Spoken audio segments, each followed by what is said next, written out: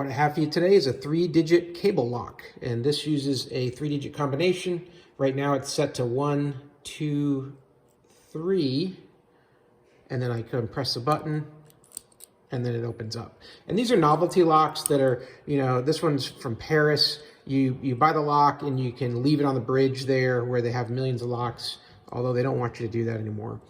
Too many locks on the bridge. What I'm going to show you today is how to change this combination and pick your own number.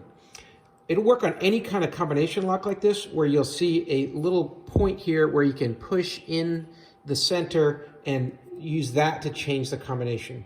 So what you do is set the combination to the existing numbers, 1, 2, 3, push that little button in, that little detent, and then change it to whatever you want. I'm going to go ahead and change it to 0, 0, and 0. Like that, and then you let go. And now push the button and it opens on 0, 0, 0. And if I set it back to 1, 2, 3, shouldn't open anymore. There we go, 1, 2, 3, and now it's secured. So that's how you do it. That's how you change the combination on any of these combination locks where you see a small detent and you can push that in with something small like a pen tip. All right, so hey, I hope this was helpful, and if it was, please give the video a thumbs up, and that'll help other people find it as well. And as always, have a great day.